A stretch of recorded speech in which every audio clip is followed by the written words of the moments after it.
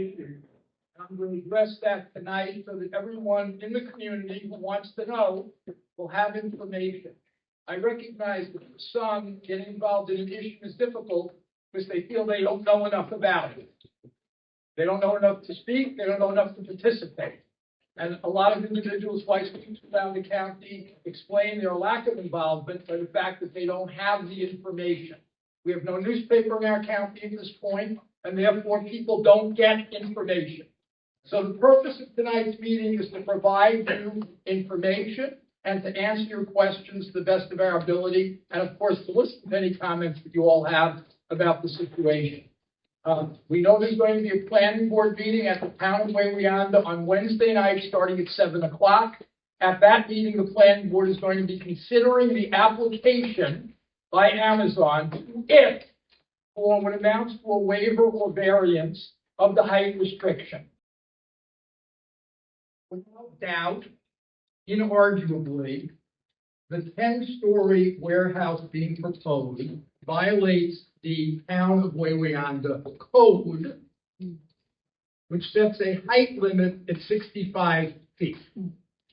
So in order to build the 10-story, largely robotics-dominated building, 3.25 million square feet, which would make it the 5th largest warehouse in America, there was a need for what's called a variance. A variance is an application made by a developer to a zoning board of appeals, and the zoning board of appeals is obliged then to consider the application. The zoning board of appeals in Wawayanda, if you don't mind, turn phones off, please. Considered the application, and on June 11th, date of decision, rendered a 3-page decision, which I'm holding. I won't read it entirely to you, but the part of it is the following. Criteria for a variance and findings based upon the application. 1, the board finds there would be an undesirable change in the character of the neighborhood. The proposed building would be an industrial warehouse located in a rural town. This also makes the application contrary to the rural preservation goals of the town's comprehensive plan. 2, the board finds there is no feasible alternative for the applicant to achieve its objective, including the lease or purchase of adjacent property. Obviously, the reason for that is they're going up vertically, so the lease of adjacent property wouldn't assist them. 3, the board finds the variance request is substantial. The applicant seeks a 38.5-foot height variance, which represents a variance of more than 60% of the height allowed by the zoning law. The board finds that the variance will have an adverse effect or impact on the neighborhood. The applicant proposes a heavy industrial use in a rural community. The proposed building was significantly taller than any structure in the area or in the entire town. The board finds that the alleged difficulty of the applicant is self-created, which is one of the principal criteria used in accepting variances. Finally, and importantly, the board finds the granting of the variance will not preserve and protect the character of the neighborhood and the health, safety, and welfare of the existing community.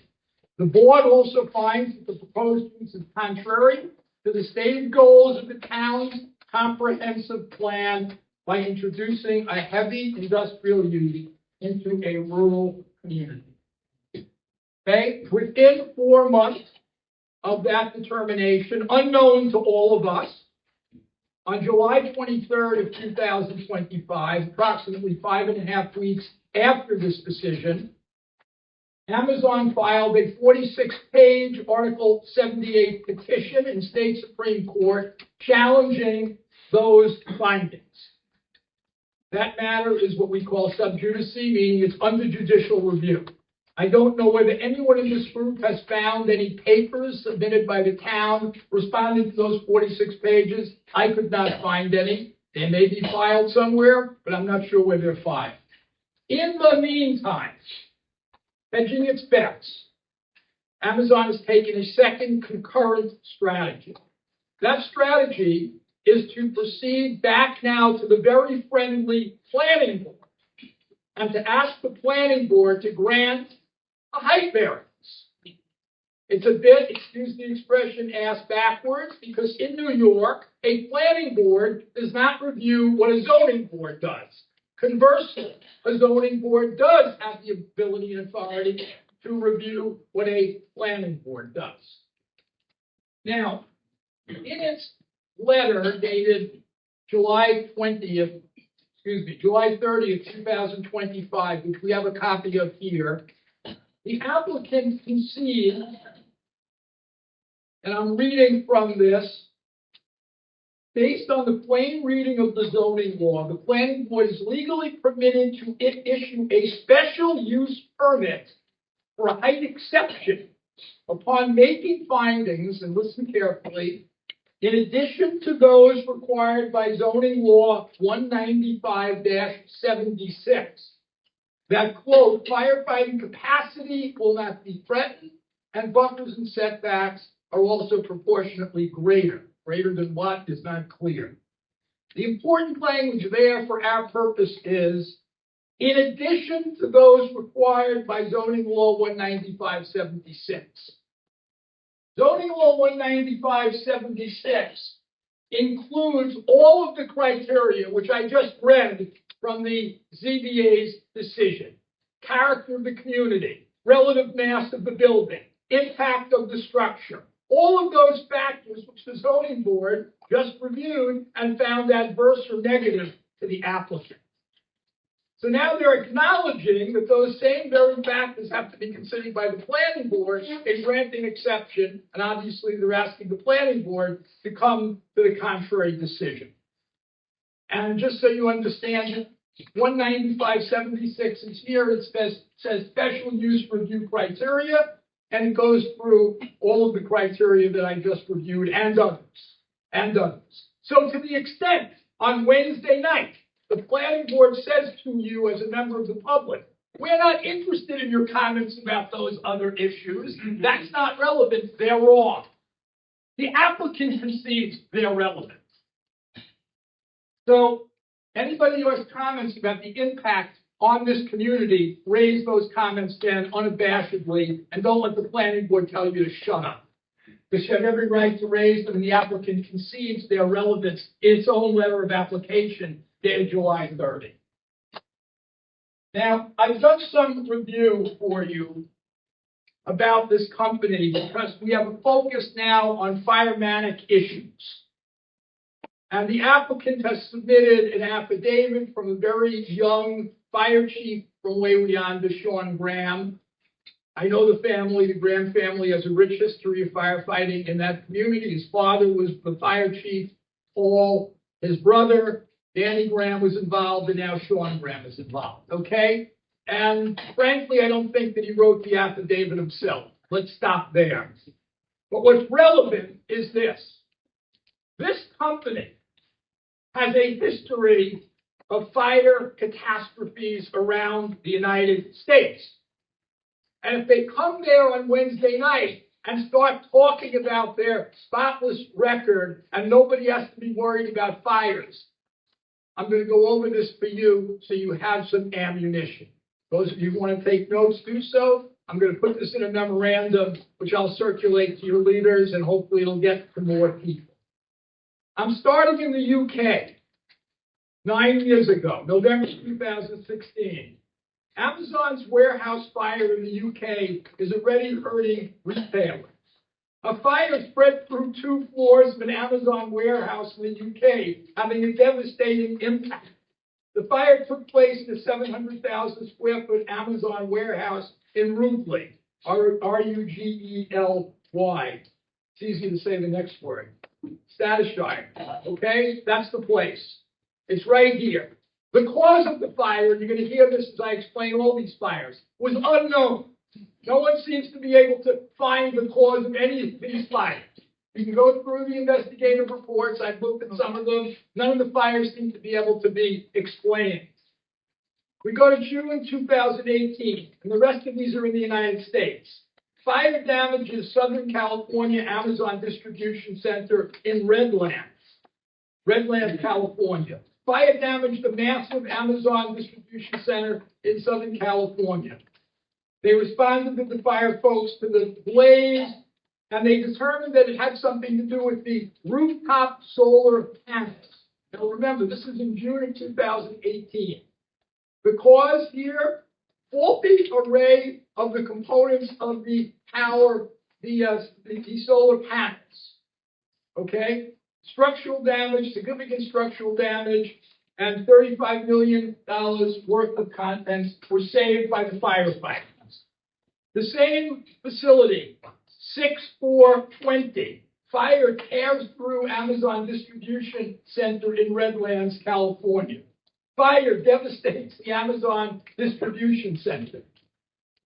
A warehouse that operates as an Amazon Distribution Center went up in flames Friday. A three-alarm fire broke out, 6 rooms. The entire warehouse collapsed. 100 employees were evacuated and able to get to safety. Amazon says, we're glad everyone is safe. No cause of the fire. As I mentioned, 6-4. The next day, there's another report about it. The nearby Interstate 10 freeway was shut down. This is, again, just like here, next to Route 84 here, this is next to Interstate 10. Interstate 10 freeway was shut down for 5 or 6 hours because of this fire. There's something happened on the inside of the building that ignited the fire, but no one knows what. Literally. 621, Amazon warehouse fire in Maryland, ignited by solar panels, say the investigators. This was a fire in Perryville, Maryland. It went through the warehouse, estimated losses $500,000, spread across the roof, and you can see the billowing smoke. So now it took, after these solar panel fires, till September of 2022, and that month and that year, Amazon decided that it had to stop all solar rooftops on its Amazon warehouses. So they took all the solar panels off of their warehouses because they had, quote, a string of recent fires at fulfillment centers and other facilities, forced the e-commerce giant to temporarily shut down and start dismantling rooftop solar panels. Okay. Now we come to Albany, New York, October 2022. Amazon workers in Albany won the company's fulfillment center near Albany, which is set to hold the union election this coming Wednesday, reported a fire broke out in its warehouse. And the news shows it's on 3 buildings there, all of them are on fire. Okay? The local fire companies were contacted. It took them hours to put out the fires. Now here's one from Staten Island. I'll talk about Staten Island in a minute. Same month, 10/22. Amazon is suspending 50 workers because they refused to work after a warehouse fire and they felt the conditions of the building were unsafe. The fire broke out on the warehouse on a Monday, causing the entire building to be evacuated. All day shift workers were sent home. Night shift workers arrived. They were not really told what was going on. Eventually, managers told them to get back to work. They smelled the fire, and they didn't want to get back to work, so they were suspended from work. This is the company we want to give $100 million in tax breaks to. Next one, December 8th, 2024. This is in Ohio. Amazon warehouse goes up in flames. I'm sorry, this is the South El Monte, California. In the early morning hours, a massive fire engulfed the warehouse, the Amazon warehouse, near City Hall in South El Monte. It posed a significant challenge due to the nature of the goods stored inside. Listen to this. Fire Captain Sheila Kelleher Burkow on the scene explained the complexities involved in tackling such a fire. Quote, the presence of lithium-ion batteries made the situation quite volatile. It's crucial to proceed with caution. Our team has done an exceptional job. And this article talks about the explosions of the batteries during the fire and made it impossible to put out the fire for a number of hours because they couldn't have firefighters near the explosion. And this article, which came out the next day, says Amazon warehouse in South El Monte destroyed by massive fire. It took several hours for firefighters to extinguish the flame, which crews said was possibly due to the fact the warehouse contained lithium-ion batteries and other unknown electronics. Okay. Now we're in Clay, New York. Clay is in Onondaga County. Huge Amazon warehouse in Clay closed after fire Thursday night. This is a 3.8 million square foot warehouse. Fire started at 8:30 p.m., mostly put out by the sprinkler. There were hot spots. Because there were hot spots and the hot spots were coming from batteries, they had to evacuate the plant, and they had explosions in the plant. So when they tell you on Wednesday, these are safe, nothing's ever happened in them, it took me 30 minutes, literally, to find all that, 30 minutes. If I spend 3 days, we'll find 3 times or 4 times that much. Here's Amazon warehouse fire in Whitestown. This is Whitestown, Indiana, under investigation. It's in an industrial park. Here, the fire was on 3rd floor shelving units. They couldn't tell what started it. No idea. Excuse me, Michael.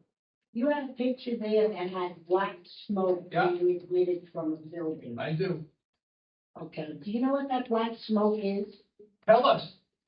That black smoke is plastic. Okay. Okay. You hear a sound of black smoke? She says it's plastic. Plastic. Toxic thing of our generation, besides lithium-ion batteries. Lithium-ion batteries are constructed to work well, have endurance, but they explode for no known reason whatsoever. New York City is in the process of mandating laws now about all of these materials when it comes to fighting mitigation. There's a certain foam that has to be created, which is not a normal foam that puts out fire. It doesn't extinguish fires of oil and gas. It's specifically going to be designed to lessen the amount of odor and the burning and explosions of these batteries to limit toxicity. All right, we'll get to other comments. I want to go on to a couple of other issues. One of the other principal concerns about Amazon is its treatment of its workforce. 6/23, Amazon fires Alabama warehouse worker who led union push. Jennifer Bates, an Amazon Fulfillment Center employee, was terminated. The company said she was fired for not coming to work. She had a spotless work record, and she was the lead organizer of a plant in Bessemer, which Amazon had spent hundreds of thousands of dollars on not to allow organizing act. Okay? Staten Island, 55% of the workers in the Staten Island facility voted for a union. This is in April of 2022. Chris Smalls, who became a kind of national hero, he led that effort. I was his lawyer. We won that election 55-45. You know what happened at that point? Amazon refused to recognize the union. They refused to engage in any negotiations. They basically said, too bad. The e-commerce giant listed 25 objections to the filing by the union. 25 objections to why the union was intimidating workers, right? Ludicrous. Okay, so that's in our own state. New York Times article, judge finds Amazon broke labor law in anti-union effort. The ruling on charges brought by the NLRB, which now doesn't exist anymore, for those of you who are not following the news. The NLRB does not have a quorum, and therefore it can't do anything. That's the NLRB of today. So yes, this is an NLRB vote held during the Biden administration. It involved two actions actions at two Staten Island warehouses, and it indicated this. Amazon violated labor law in advance of unionization elections last year at two warehouses on Staten Island. This is by an administrative judge. He ordered Amazon to stop the unfair labor practices and to post a notice saying it would stop engaging in them. Isn't that nice? Amazon illegally suspended union leader for 10 weeks, NLRB judge finds. This is another article. This is in 2025. So for the company to come and say they've reformed, don't believe a word of it. Around the country, whenever workers have tried to organize at Amazon, the lead organizers have been fired, as Chris Smalls was fired in Staten Island. And what about worker safety? Worker safety is a major concern, isn't it? To all of us. Whether you believe in unions or don't, you don't want your workers exposed to unsafe conditions. Any businessman who does should be thrown right out of business, in my opinion. You don't care about your workers, do something else. This is a major study that was done by an institute that traces work safety all across the United States in every industry. Its survey shows that Amazon's workers are at least 3 times more likely to suffer serious injury than any other American company. And where robotics were involved, that number went higher. Why? Because the pace of the robotics speed up. Workers have to keep up with that, and it's almost humanly impossible. So this study is worth looking at because they got data from Amazon, they got data from other companies, they got OSHA data, another agency that now doesn't exist and isn't allowed to collect such comparative data. That's one of this administration's innovations. We don't want information. Why should we have any information? Right? What good is information? So I recommend this study. I won't go through the whole study, but it exists and it's here. OSHA National News Release, February 1st, 2023. U.S. Department of Labor finds Amazon exposed workers to unsafe conditions, ergonomic hazards at 3 warehouses in Colorado, Idaho, and New York. And it goes through the findings again by administrative law judges after due process has been accorded to Amazon, after they've had a chance to answer the charges. Amazon has been found to have engaged in these kinds of practices. So where we are at this point is we have a multi-level struggle. That struggle cannot be won without the community. And anybody who's in here thinking that we'll go to court and the lawyers will do it, please, don't be naive. Don't be naive. Amazon has a great deal of control, period. What we have to do is win this politically in this community. Period, the end. We have to be able to bring enough people out to scare, literally, those who are in power, to get them to understand that they will no longer have power in this community if they support this sort of program. It's that simple. If we can't do that, and we can't get more people, because a lot of the people in this room, I know. Some of you I don't, but most of you I do. We have to broaden this appeal to others who have not yet been involved, so they understand that this is powerfully going to impact their community. If we can't do that, I believe this will go through. I do. Because I think the courts will bend over to the weight of Amazon. They can spend literally millions of dollars on lawyers going as high as they want to go, and we're engaging in guerrilla warfare. The politics are different. We have the numbers. You haven't seen in any of the meetings that we've all attended any groundswell of support for Amazon, except for the people who would get short-term jobs there, right? I haven't seen people from the community other than those at those meetings. Nobody who lives in the community comes and says, I really want Amazon in this community. It's a great neighbor. Really? Nobody said that at any of the meetings. The only thing that's been said is, we need the jobs. Which is a whole other conversation. It's tragic for unions and union members to say, we need the jobs. And a plan like this, and I've explained some of the reasons why, from a union point of view, how could you ever support this? Man, it's an anti-union company. It defies OSHA left, right, and otherwise. It gives a you-know-what about its workers, period. Yes. Okay.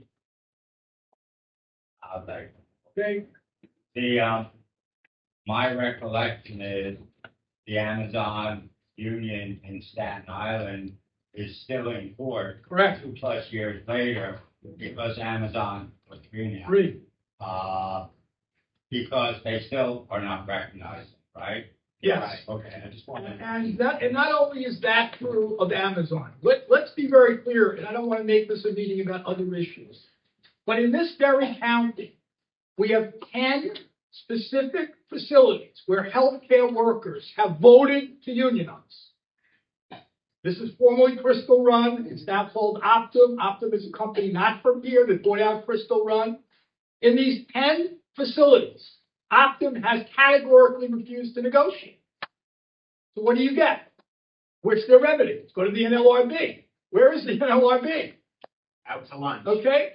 So this is important for everybody to recognize. When you have these kinds of policies, you have tremendous leverage on the side of those, Alan, who don't want to negotiate. How are you going to get them to negotiate? You used to have the ability to do that. Okay? So what we're going to be doing for the rest of this meeting, from my point of view, is listening to what you have to say, what you have to ask, so that you can be as clear as is possible going into the meeting Wednesday night.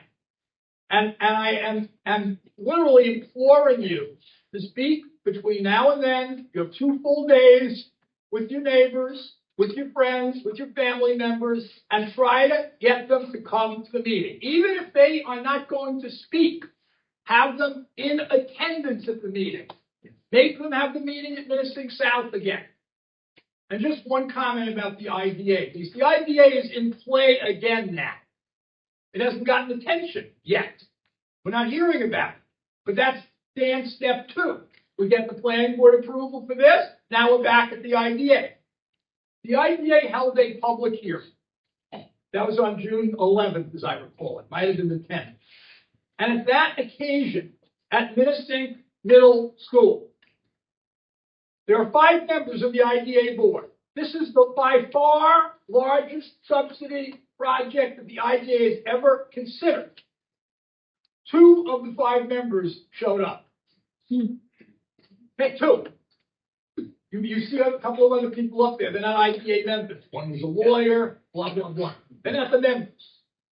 That's the respect the IDA has for the community. That's a public hearing where you're entitled to come and explain how you feel about this issue. And they're supposed to be listening, and one assumes taking into account what you have to say. Well, why not public hearings? If the public hearing is just a show, we might as well be in red China. Seriously. That's not its purpose. Yeah. Michael, for people who don't know who I am, I'm Don Berger. I'm the co-chair for Residents Protecting Montgomery. I think one thing that you could do, or somebody here, Charles, could do, is to read every headline that you just read, Michael, at that meeting. Get that out there. But in addition, I watched all your 30 for 30, and you had the one, I'm not sure the number it was the Orange County Planning Department. Yeah. And so my group has been fighting up all these warehouses, including Amazon, for over 10 years now. And one thing that struck me when you were talking about it was, why is pressure never put on the Orange County Planning Department? Don't say never. You saw my 30-30.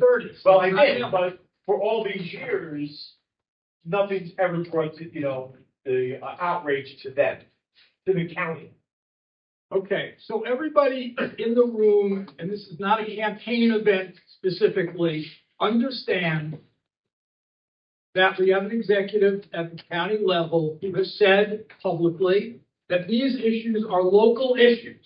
That's what he said about this specific issue. This behemoth plant is only a local issue, and it's for Wayleon alone to decide. I think that's a bunch of horse you know what. This is an issue that affects the entire county, but certainly the entire part of the county from 84 on west, the rural communities. It sets a precedent. It sets a precedent that will be used in Pine Bush, in Greenville, in Deer Park, okay? So we have to expand a little bit on what Don Berger just said, because I'm not sure everybody followed it. It's a little obscure. The county has a state statutory review authority called 239. 239 is after a law. And that requires, in certain projects, especially those of this size, near major roadways, a review by the county planning department of the effects or externalities of a project like this. And the county is entitled to make recommendations, which they almost never do, yea or nay. And if they say nay, you need a supermajority of the relevant board to overrule the county. They almost never say nay. They may make some recommendations, but nothing is beyond salvation in this county, apparently. Okay, so that's where we are. That's what he's referring to. So I said in this 30 on 30 that what we need to do is have much more vigorous 239 reviews because our local planning boards are so ill-equipped often to do the reviews. And we've seen that with this planning board. Being led around by the nose. I mean, when you watch it, it's really kind of pathetic. The lack of discerning questions, the lack of analysis. I mean, they were using here, as I'm sure many of you already know, an engineer who wasn't even a licensed engineer in New York State, and on and on and on and on. Okay? So it's not exactly a rigorous review. The county can compensate for that and should. All right, enough talking. Yes, sir. Yeah. Tell us your name so that we all know who you My are. name is Jeff Dundee. I live in Slade Hill, 105 Mount Arms Road. And I'm a little confused myself. So the fire department says they can handle this. And I know they have some FDNY on that local fire department. No guarantee they're home when the fire happens. They could be working. And they say they can handle it, but if that size building goes up in flames, you're gonna have all the corresponding fire departments respond. Did those fire departments say they're willing to come? Or they can handle it? Well, Michael Martin, at my request this year, who you saw a few minutes ago, was doing at least a limited discussion with one of the major communities, which was Middletown, to ascertain exactly the answer to your question. It's not only can they get there, it's that they have the equipment which will enable any department, whoever's there, to fight a fire of this magnitude. Right. It's not only here the verticality, it's the horizontality. It's a huge, huge place, and it's all that height. It's not 10 feet here, and 100 feet here, and 20 feet here. That's the mass, right? So if you're going to have a fire in a building like that, with, again, the volatility, which one of the fire articles spoke to, you need to have capacity, serious capacity. Now, Amazon's position is, well, we'll pay for it. We'll buy you the equipment you need. But who's going to train the individuals in there to use the equipment? These are volunteers, as everybody knows. So did you have any report that you could provide to people about Middletown, what you found out? Well, the only thing I can say is you probably need 140-foot ladders. There's in the whole county. There's only about 3 that we know of. Agree the whole county. So if you had a pointer that size, you probably need to put at least 10 or 12 around it so you can pour water in. And the other thing is the location of that is right between 84 and Route 6. Right. And as it goes up, smoke is there, toxic fumes. They would probably have to let it burn, and you could be shutting 84 and Route 6 off for weeks. It's right near the school, you gotta let it burn. Yeah, it's near the school. Yep, all those things. I mean, you would have to evacuate. But I think the most central point about the fire, frankly, is Amazon is going to come in and act like it's such a rare event.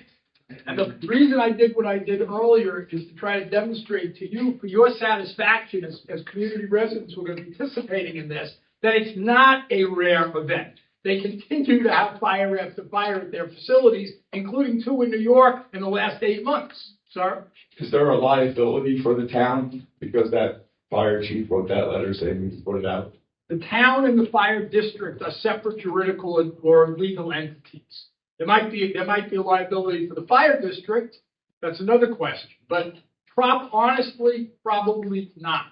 I'm not so concerned about their legal liability as their responsibility to the community as a moral basis. In other words, I'm not going to go into the personalities, but knowing the individuals as I know them, I have doubts, as I said a few moments ago, that the gentleman who signed that affidavit wrote that affidavit.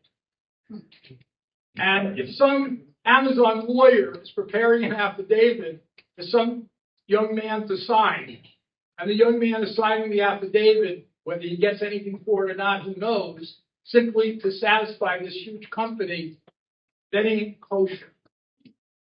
Right? Randy? Yeah, hi. Stand up, Randy Hurst.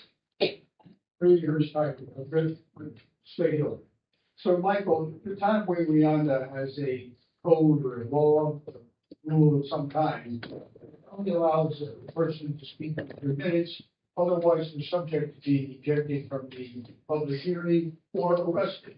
I was subject to being arrested for speaking more than 3 minutes one time at the CBA meeting. Is that constitutional? It is. Public bodies in New York State have to occasionally hold hearings, as we know. And this is one of those occasions where they have to hold the hearings under the same code. In order to grant a special use permit, they have to hold the hearing. And that's what they're being asked to do. However, the New York State courts have said that in having the hearing, they can limit public verbal participation so long as they accept written statements from members of the public, supplement whatever they say. So that's what the courts have said, because I guess they feel it's ineffective or impossible. People can filibuster and go on and on and on, and you couldn't do business. But we have to make, and I know Pramila has done this on many occasions, extensive written comments about all of this, and I hope to prepare those sometime tomorrow. I have some meetings out of the office, but I hope to get back at some point and write all of this up and submit it, as well as a legal analysis, which I really haven't gone into in great detail tonight, which explains why, in fact, the planning board does not have jurisdiction. I don't believe they do. I believe there's a provision in the code which says, as interpreted, it doesn't say it in these words exactly, that when an issue has already been decided by the ZBA, the planning board does not have the authority to revisit that issue. Right. And I think that's in the code. And I don't think that they're focused on it. I'm going to speak to that night, but I'm also going to write that up along with these other factual findings that I've come to. All right. Yes, Pramila. I have a couple of questions. What about all the semantic nuances that they seem to be clinging to? Like, they now say that they're not asking for a variance from the planning board, but they're asking for an exception. Yes. And then they use another word too. Does anybody remember? Waiver. Waiver. Okay. So what about these semantic games that they're playing? Why are they, changing the vocabulary? Is there any legal advantage to that for them? And what issues do you want us to focus on? They seem to believe that we should only be speaking to the height. I spoke to that before you got here, and I'll repeat it. Oh, sorry. You hear that point. All right. Let's just deal with the first point, and then we'll get to the what issues again, just so that my opinion. The way the code is drafted, there are special exceptions which an applicant can seek from the planning board. Exceptions. And by exceptions, I'm using a synonymous with be a waiver. Here's a requirement in the code, and we're going to give you an exception or a waiver from that provision. If an applicant goes to the planning board at first and says to the planning board, we want an exceptional waiver from X, there's a height restriction here. My reading of the code is if that's not gone to the ZBA, then the planning board may consider that. That's very unusual, but it does exist in your code. What happened here is that they didn't do that.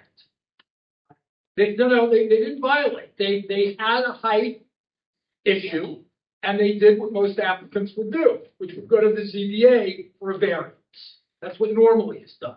So I read this code as having a sort of bifurcation. You could do either. What they're doing is having not gotten what they wanted from the ZBA, now they're trying to get a second bite at the apple. Right. I don't think that's permissible. That's what I'm going to be speaking to.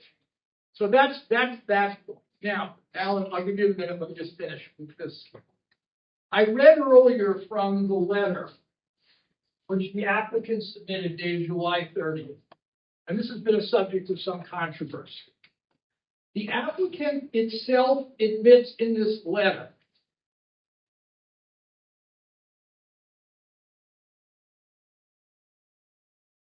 I'm looking at page 4 of the letter. I'm citing now, I'm quoting exactly what the letter says.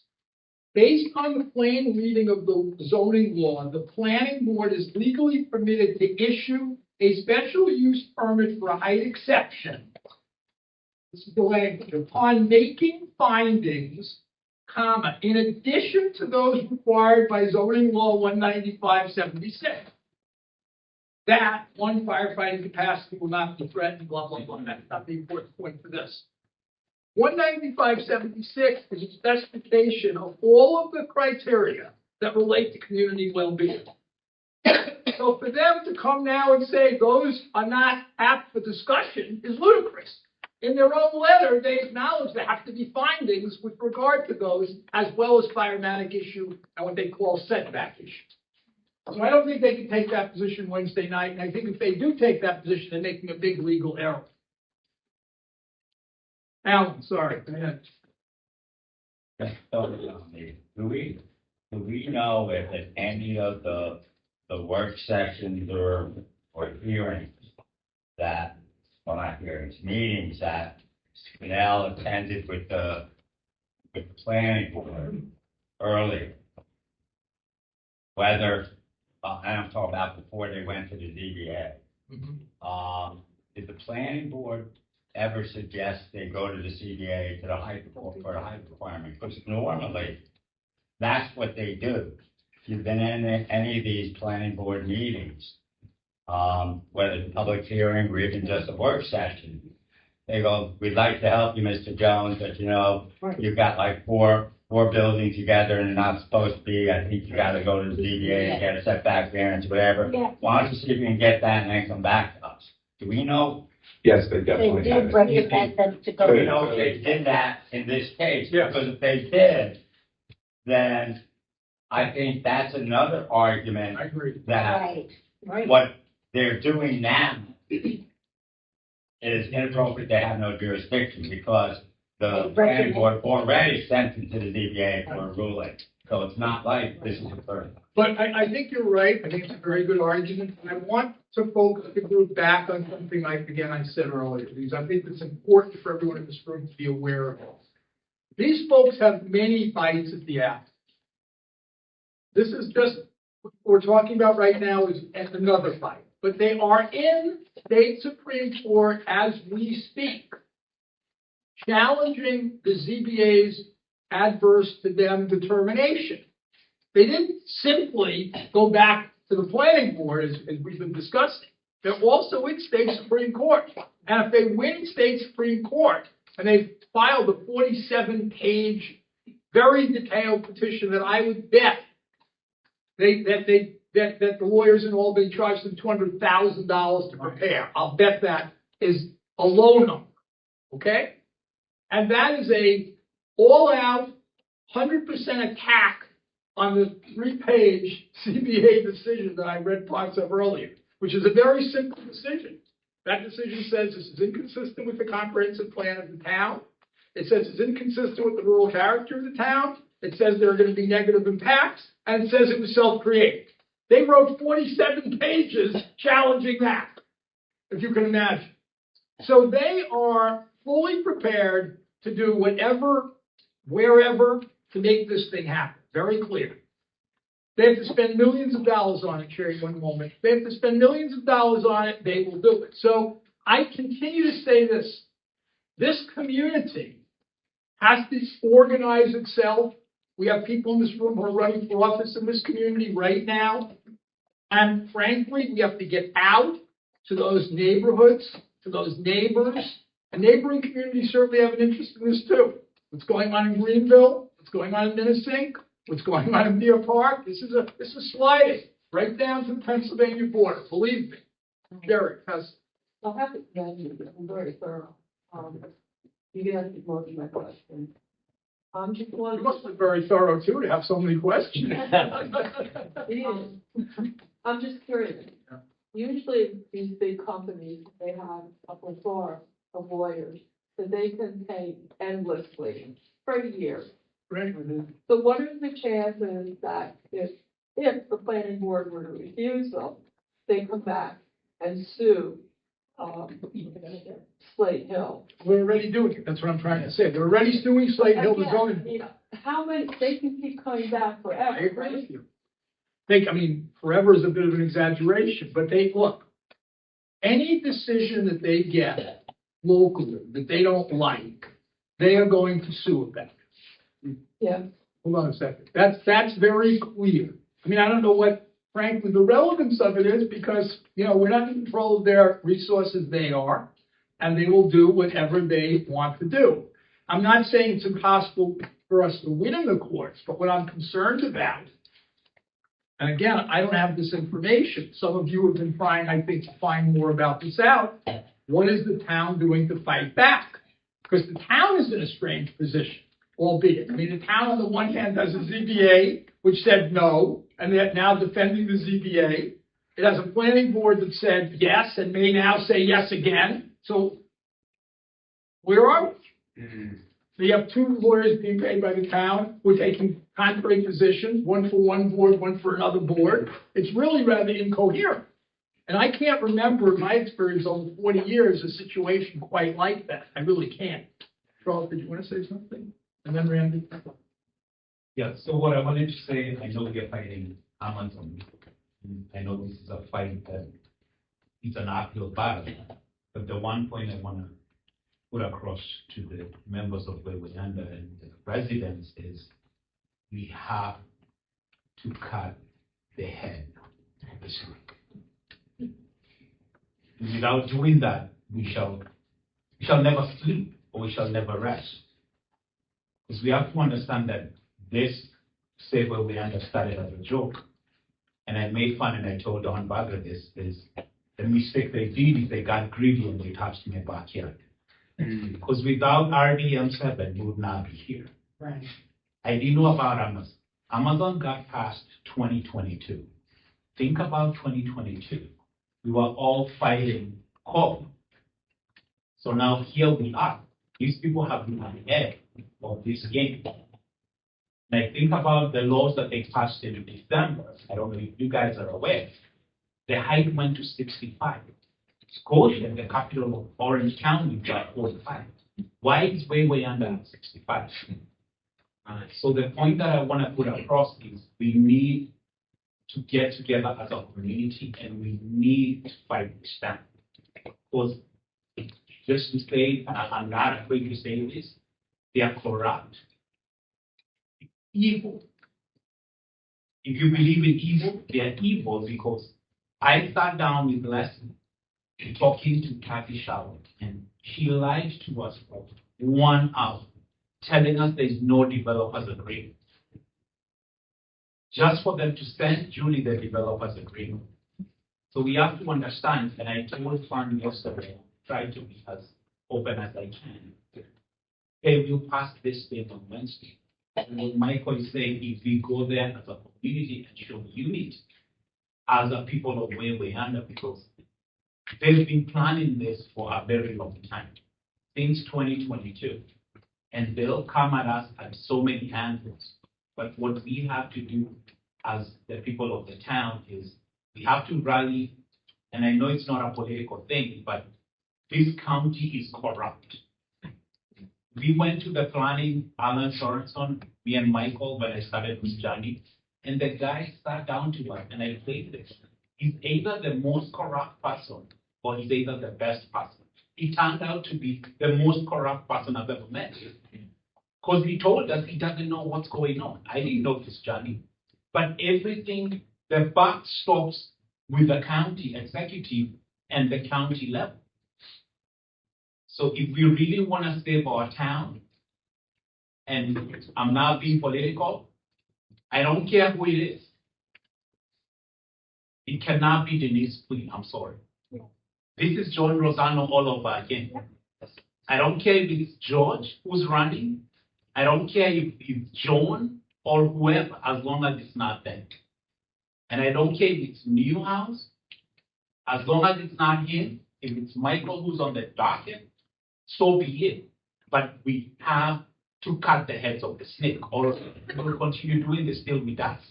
Because they've There's shown provisions for the county. I mean, put it straight out. Yes. That's been going on. You know, I read the county executive 24 years ago, and I produced that literature again today. Nothing's changed. No, I mean, it's just true. And, you know, it's the same basic story and same narrative. We don't have an agricultural commissioner in Orange County. How many of you know that? We have no agricultural commission. We have no department holding agricultural values in this county. None. I met with the Farm Bureau 10 days ago, and it was fascinating. Because even, I brought the issue up, they didn't bring it up to me. I said, why don't we have a commissioner of agriculture in the county that has a rich agricultural tradition and presence to elevate that? Where's our beef processing plant? Where's our dairy processing plant? How are we going to elevate agriculture if we don't have basic infrastructure for agriculture? Was there ever an agricultural commission? No. In this count. So my point is, this situation we're in is because there are competing visions, whether this is on the one hand, a suburb of New York City, which is what the Monroe, southern part of the county, some aspire it to be. Whether it's a warehouse center, which is what Route 84 invites, at least to some people, and 87 Junction, but particularly 84. So they have a natural argument, or it should be Warehouseville America.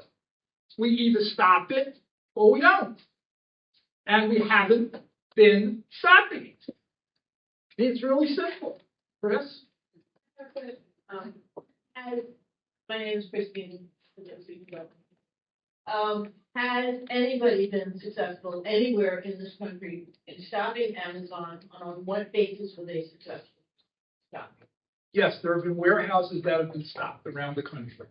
And they've been successful on the grounds that we've been funding. That's a true statement. There are examples in New Hampshire and Vermont and other states I know about.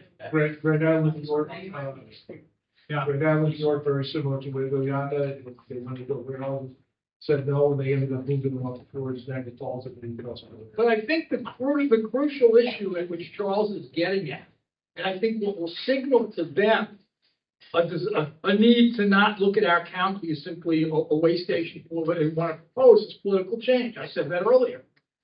Because when they see the people in the county or the people in this town are both voting in different directions and putting in people who they know are going to oppose what they're doing, it's going to change the equation. Right now, we've had 60 years where that's not, and the county's been moving in a certain direction in that time period. And CPB is part of that. And it's not one party or the other. That should be very clear, too. CPB has been championed by as many Democrats as Republicans. We've been fighting it. We may be Democrats, but that doesn't mean that, in general, everybody is. Yes, sir. Our town code is pretty meticulous about breaking things down with the letters and the numbers. Yes, sir. Yet this 195.3 feet, it talks about the church spires and stuff with no people in them, and then has this as the final sentence that they want to take in just that. If you looked at it as a single thing, you might say, well, you know, it does say that, but when you compare it to the rest of our code, which is all broken down, it's putting two different things in the same paragraph. Any opinion on that? 13. Yeah, 195. 513, in parentheses, 3. Yeah. Right here, height restrictions. Are you saying that the implication is that it should only be for non-occupied buildings? Is that what you're saying? Yeah, it's all part of that same paragraph, and then everything else in the code is all split by numbers and letters whenever an item changes. Yeah, that makes sense to me, and that's exactly my reaction. This seems to be a paragraph about non-occupied buildings. Right. But it does say, But it they're says relying, non-inhabited. they're relying on this language. Other height exceptions may be granted as special uses where firefighting capacity will not be threatened. Now, just stop there. There's another clause. But how could one make the argument, given what we know about Amazon, that firefighting capacity will not be threatened? The word threatened is a very broad word, in my view, and it's plain. You might be able to put out the fire, but firefighting capacity certainly would be threatened. One of you asked earlier, I think, gentleman, Mr. Sontag, you asked this earlier, and you said, every other community is going to have all their firefighting people there. So won't that threaten the capacity of every other community to fire in their community while they're all out here? So how could you even in good faith make an argument with this language, assuming it applies to this, that, quote, firefighting capacity will not be threatened? Clearly it's going to be threatened. Now, can you do it? Maybe you could do it if you bring in, as Mike Martin said earlier, all the big ladders from all over the county, and they're all here, well, then there's no one else. So it's plainly threatened. All three, all four? All three, he said. I think he said that. Michael, you said earlier that you haven't been able to find any indications of a response from the town of Wayne to the Article 78. Is there anyone defending the Article 78 in that court? So the zoning board of appeals has The zoning board. Zoning Board of Appeals has Mr. Boboso as the attorney, David Boboso from Fort Jervis. My appreciation is he's defending the Article 78. He might have gotten an extension. I couldn't find it in the file. I'm going to look again. I may have just missed it for some reason. It's all computerized on an electronic file, so you can find things if you know the right numbers and you know how to get to them. But I couldn't find it. So I don't know what's going on. They may have just gotten an informal extension, which often happens. It's not unusual in answering an Article 78 for people to get extensions. So I'm not suspicious of that. I just don't know for sure, and I can't report it. Anyone else want to make any guess, Vern? I had Speak up so people can hear you. I had reviewed this site. I had been over there, about 2.5 years ago. I went to look at a piece of property on Route 6, and I just so happened to meander on over to this pond. And the pond was located on the quarry property. There was only that pond as I walked all the way in from Route 6 toward Route, what's that way down the road? 59? 45. And there was no water back there except wetlands. My boots were soaking wet up to here. There was a certain point where I wouldn't even step down because I didn't know if the ground would go down and then suck me in. Okay, I've been back there. I'd hiked back there when I was capable. The only water and bodies of water that was there was the wetlands and one pond. I was in there about a month ago. First of all, I saw trucks going down the road and I followed the truck. I followed the truck from Aiden Quarry to Route 17M to their other quarry on Route 17M, where they were unloading materials that were being removed from the quarry. Nobody said anything about that.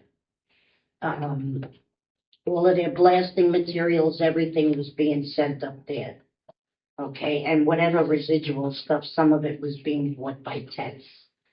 When I had gone in about a month or two ago, I looked at the place, and as I drove in, the whole entire ground was covered with water. Fresh water. Not stagnant water. Fresh water that had just dug up from the ground. It did not run off of anything. it was permeating up out of the ground. In the back, there was a little section that they had dug, another pond, sort of. When I went back last week, or when we were, it wasn't last week, it was a month ago, doing the drone, I looked back there and I saw a whole body of water going this way and all the way in the back of the property. Where did it come from? And what is it? Well, I'm not a hydrologist. I think that they should bring in a hydrologist because I believe that they hit springs. I believe that they hit the bedrock. They opened up fissures in the ground and the water started seeping up. I have also studied their site plans.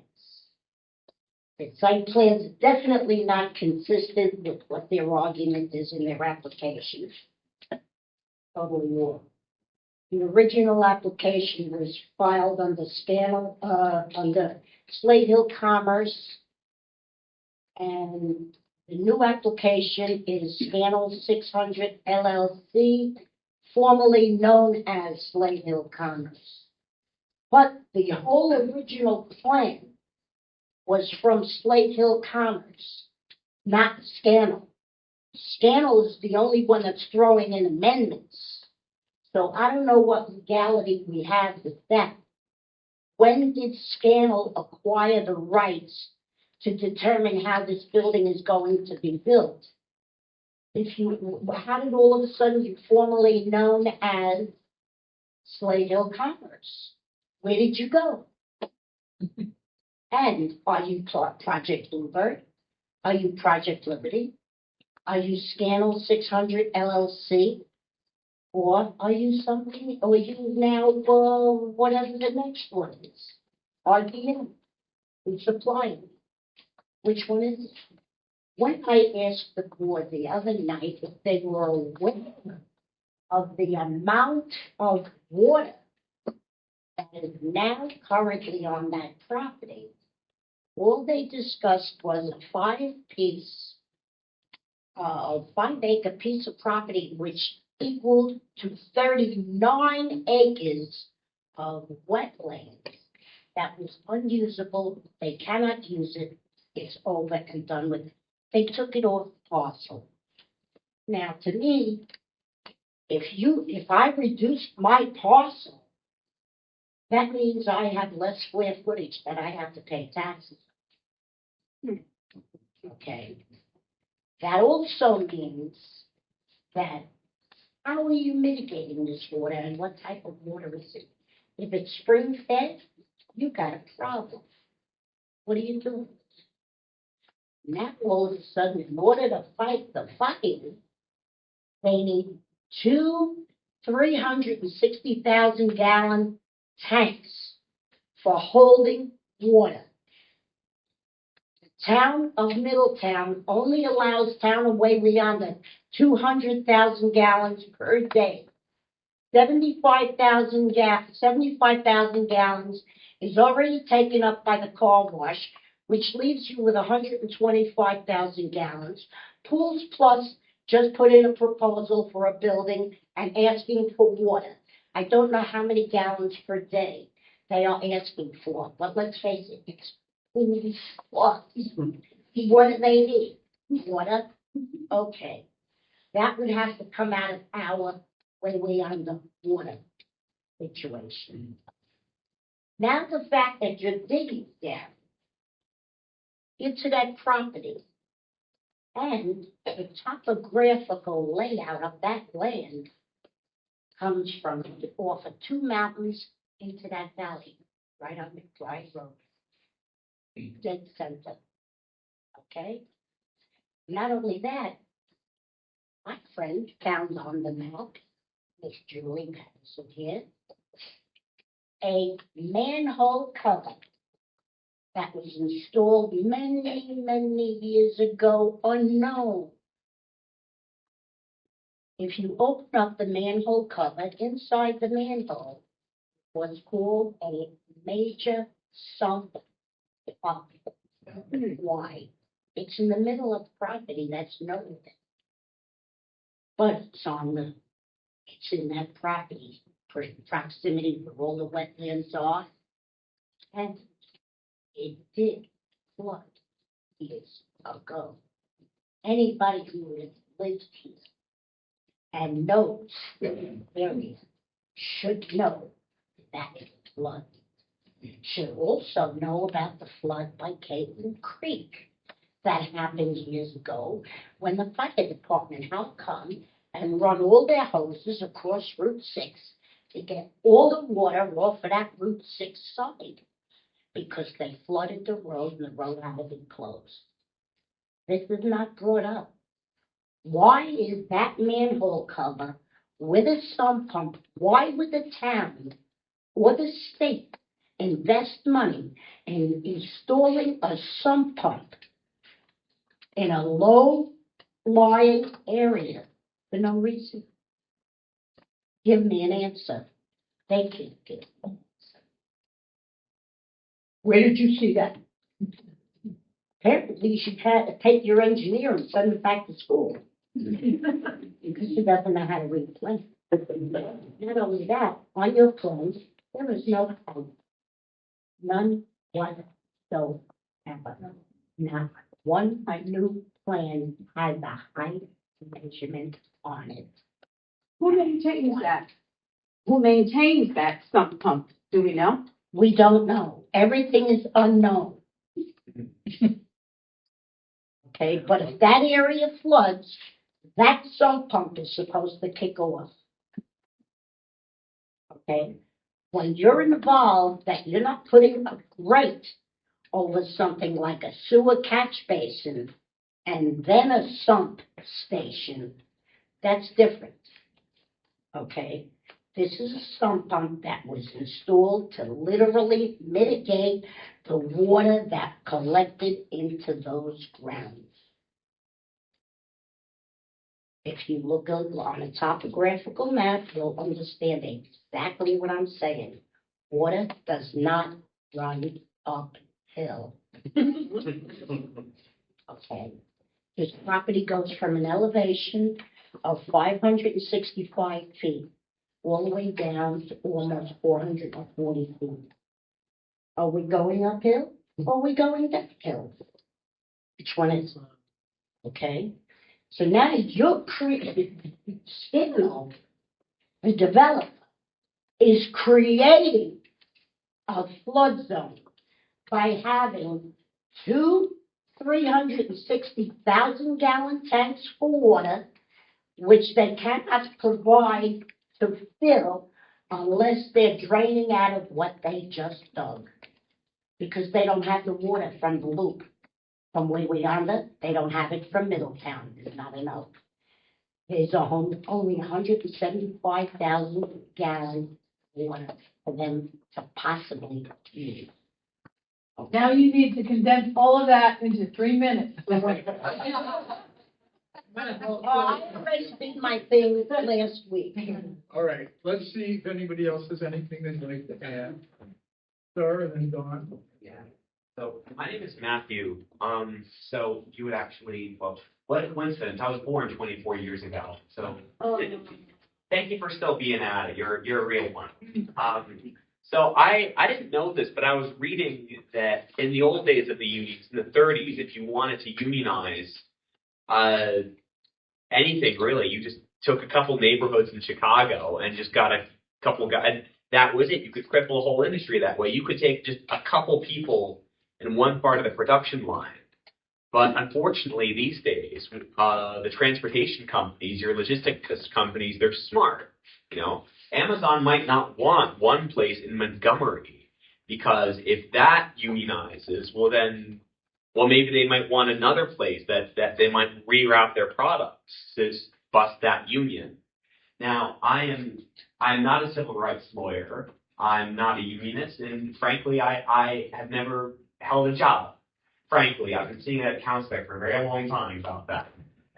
I'm sorry to say, but I suspect that might be the real reason they're putting this up here. It might not even be about corporate profits. It may just be because they're so adamant about beauty busting that they want to have the 5th largest warehouse in the country as a potential contingency plan. I think we may have to consider that's the reason we have environmental destruction, the reason we have, well, frankly, it's late, and you've all said very wonderful things, but I'm going to have to review my notes, but you're all correct.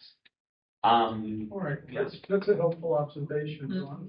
Yeah, Michael, you know, I came to this meeting because I, read and listened to this thing from the ZBA to the planning board, and I think that's the crux of the matter. And how do you resolve that?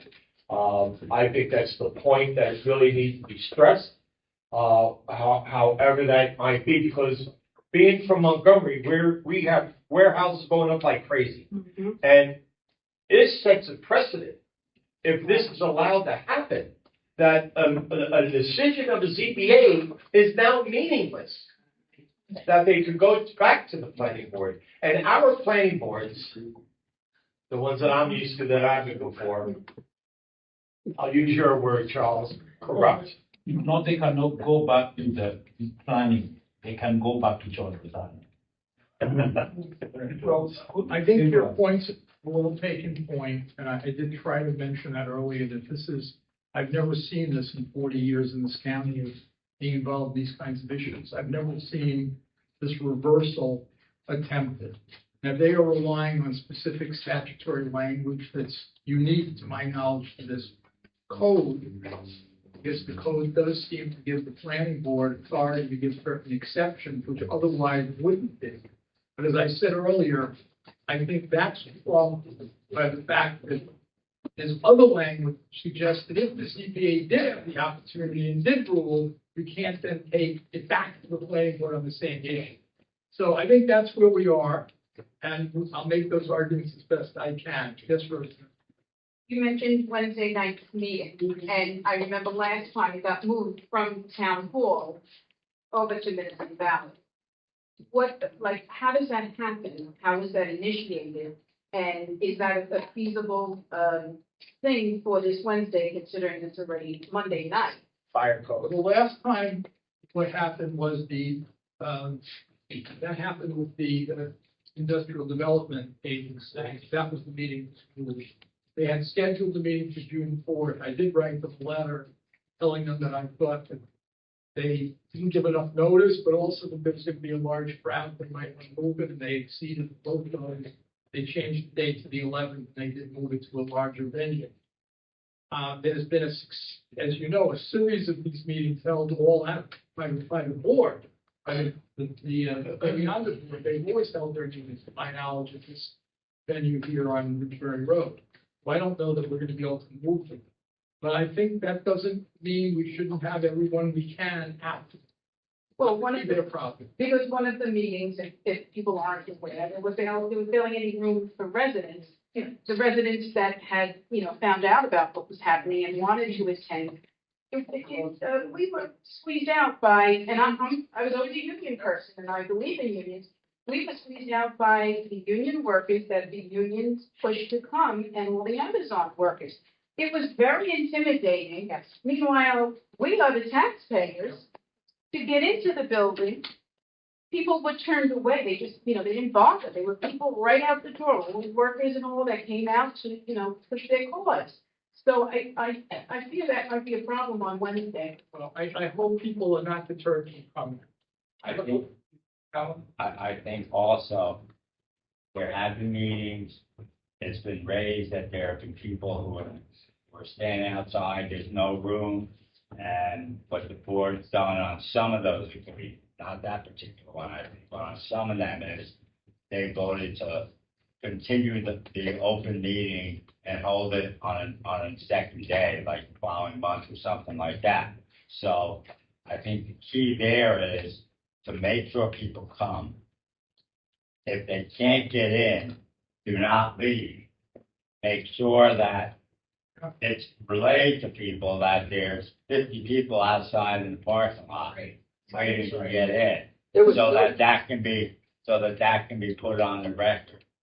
Some of those people, not all of them, but there was a large portion of those people from Amazon, believe it or not, or from the construction, who actually were Ware Island and Minnesink residents, to my surprise, which is why one of the things I suggested was that you don't blow your wad at the beginning, because we all have gotten into the point that we all sign in, we all give our spiel, blah, blah, blah, blah, blah, and we're done. Well, you don't get a second chance. This is not a debate and you get a rebuttal. So some of us have to make sure that we don't sign in to speak until after everybody else has spoken, or because even if you didn't sign in, they can't stop us from speaking. At the end, everybody would say, okay, we run through the list. Is there anybody here who hasn't spoken, who hasn't signed in, who would like to speak? We need to make sure that there's at least a few of us who can make some cohesive, strong rebuttal arguments in the event that Skinell pulls the same bullshit that they pulled at that particular meeting. I'll be there late because I have another meeting. Charles, and then, Alicia, I think you want to say. So just to piggyback on the last meeting, what happened, I think the town hall has a capacity of 110, 125. Right. So what happened the last time is Stacy was in cahoots with the Amazon.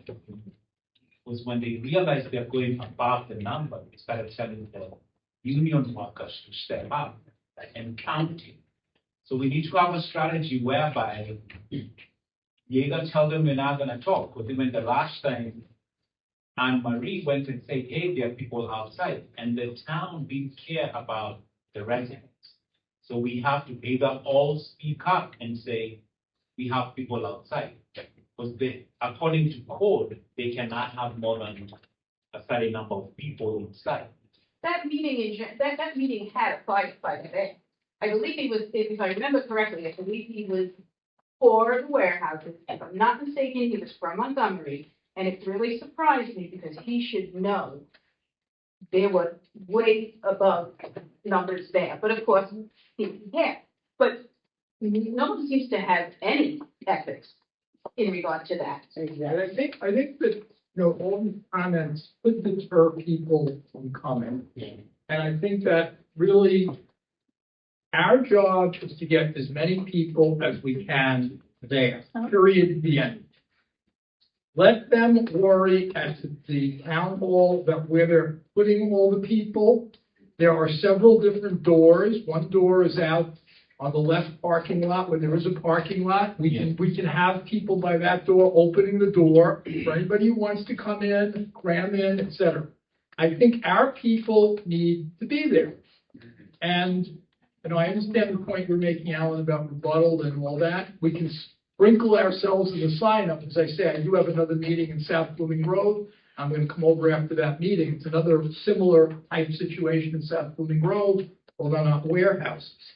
So, point being, try to speak in the next 2 days with your neighbors and your friends. I'll get you in a minute. I see your hand. Please emphasize to them this is a very important meeting. And it's very important that townspeople come and speak about the character and nature of the community as you envision it and want to see it. I hear some technical arguments about where the water is and where this and that. Well, that's fine. But honestly, I think that the central issue is the nature of this behemoth facility and what it will do in defining the future of this community. From a roads and infrastructure point of view, from a pollution point of view, from a facilitative point of view of other warehouses, from a precedential view, as Don Berger just mentioned, we go to the ZBA, but we can now do whatever we want anyway, etc. And it really has to be highly politicized. I don't see a way around that given where you are. Wednesday's meeting starts at 7, is that 7 correct? o'clock. Correct. How early will they let people in? And what 6:30, makes you right? think they won't lock the doors? Well, let's not, again, put the burden on them to lock you out rather than put it out as potentially a deterrence for people coming. I believe it's 1,000 people show up. Right. Let's, Yeah. all right. So Michael Martin had his hand up. Yeah, just want to let everybody know, this is just about where we are now. I live in Middletown. Some of the people that are on this committee, this affects Walk Hill, this affects Middletown, Goshen, everybody. This is the town. It's not just getting people from way beyond there, you have to get people from, everyone in the town. So just don't look at it as just a way out of only. There We are have some people here from other communities, and I thank you for being here. Well, and Dita, thank you for being here. a lot of people calling meetings are here. All right. Yes. May I say something? Sure. I am compliant with, and this is also affecting the community in Thank you, Amy. And honestly, I think it's a definitely that we, all of us, should sign up as soon as we get there and not allow anybody else to speak because our point is important. We should not think about what everybody else is gonna say. We should think about what our message is. Our message is to stop it. We sign up each and every slot until they can take it no more. So that's just my humble opinion. Thank you for that. What time do you recommend people show up? 6:30. I just wanted to say the one time that I'm sorry. The one time I saw when Cleveland Creek was being sold and everybody thought the Hasidics were gonna take it over.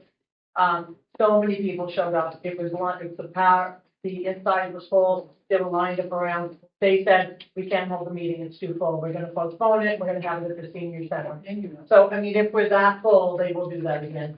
And two, is the town doing anything not correct by them on the last town board meeting?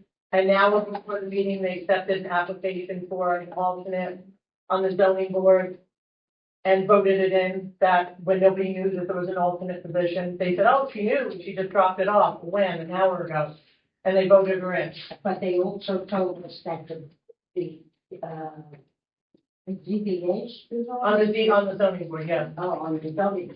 And she pro-am. She was already approved by the board, She's already approved by Amazon. but. Yeah. But. By the board, they like her, Okay. they're willing to accept her.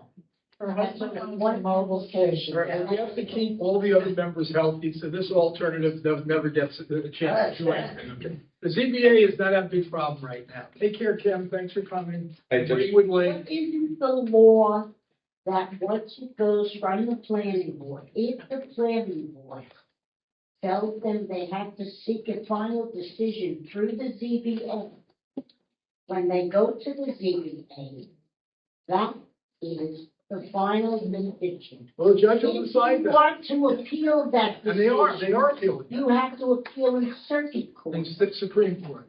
And they're appealing in Supreme Court right now, as I've said repeatedly in this meeting. They're in Why not Supreme Court appealing. You get circuit court. There's no circuit court in New York. They're in Supreme Court in New York State in Orange County. They're there. They're doing that. Right. They're doing both. They're there appealing, and they're also at the planning. They're doing both. Okay? And so everybody's clear. I don't want this meeting to end with confusion. They're in both venues. Okay?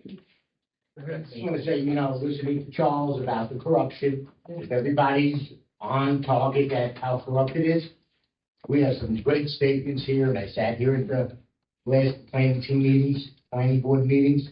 No matter what great things you say, if they're corrupt, they're not even listening.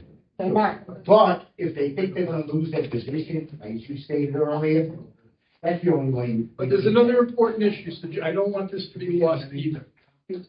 It's very critical in all of these struggles to make the best record you can make before the administrative body, whether you think they're corrupt or not. Because if you go to court, you can't bring into court an argument you didn't present to the administrative body. So again, I'm not interested in arguments about how corrupt they are. It can be very corrupt. It doesn't make a damn bit of difference in terms of what we say. We have to say whatever we believe to be true about the issue.